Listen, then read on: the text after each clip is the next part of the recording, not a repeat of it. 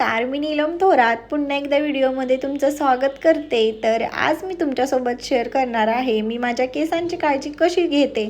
मी hair wash केल्यानंतर 15 ते 20 मिनिटांना थोडीफार केस वाळली ना तेव्हा मी केस विंचरते, कारण आपण केस धुताना खूप असं रफली त्याला म्हणजे वॉश करतो। त्याचमुळे माझी देवपूजा झालेली आहे आणि देवपूजा झाल्यानंतर मी तुळशीला असं हळदी कुंकू लावून घेतलं आणि सकाळचं माझं फिक्स असतंच झाडांना पाणी घालणं, तेही मी घालून घेतलं होतं। दररोज आपण झाडांना पाणी घालतो आणि ते माती आहे ना पूर्ण अशी एकदम अशी चिपकून जाते आणि पाणी खालपर्यंत जातच नाही। तर त्यामुळे बघू शकता मी असं काठीच्या साह्याने असे भरपूर अशी माती एक वर अशी काही खालवर मी अशी करून घेत आहे, कारण जेव्हा पण आपण पाणी घालवलं ना ते मुळापर्यंत जाईल आणि आपल्या झाडांना खूप छान अशी ग्रोथ होईल। त्याचमुळे इथं पानं ही माझी अशी खूप अशी डॅमेज झाली होती, आणखीन वाळलीही होती, तीही मी कट करून घेतली, कारण ते तर नवीन अशी पालवी निर्माण होते। त्याचमुळे तर बघू शकता मी जेवढीही पानं आहेत तेही कट करून घेते, कारण इथं नवीन पालवी येते। कट केली नाही ना तर ती फांदी सुकून जाईल। त्याचमुळे बघू शकता किती छान हे प्लांट माझं ग्रो झालेलं आहे।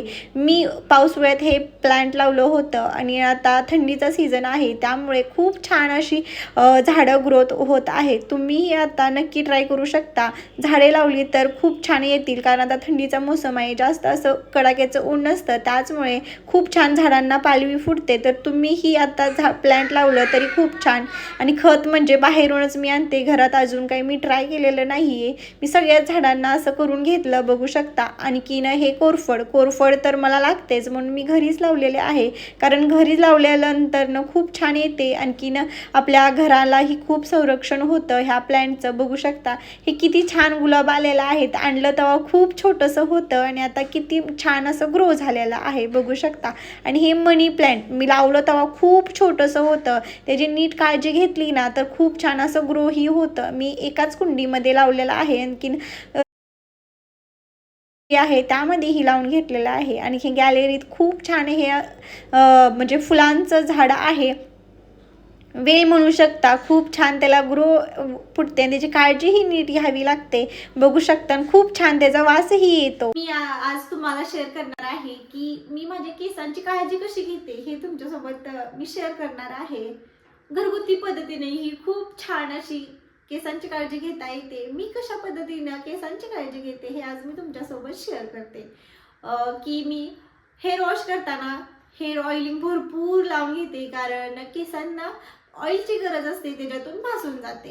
तर नेक्स्ट म्हणजे हे मी ॲलोवेरा लावते, 15 दिवसातून एकदा लावलं तरी भरपूर होतं। हे ॲलोवेरा लावल्यानंतर केसांना खूप छान शाईन येते, ग्रोथ होते आणि फ्रिझीनेस असतो ना तो निघून जाते। तर मी हे ॲलोवेरा लावते, मिक्सरमध्येही तुम्ही बारीक करू शकता।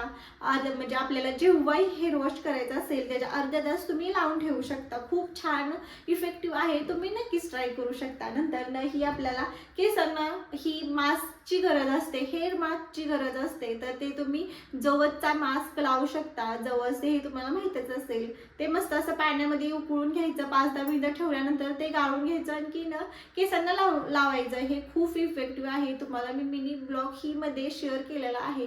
नंतर त्रिकोण बटनावर तुम्ही क्लिक करून बघू शकता, व्हिडिओ टाकल्यानंतर ते तुम्हाला दिसून जाईल। तर खूप छान अशी हेअरची काळजी घेता येते, मी ही अशाच पद्धतीने घेते। आणखी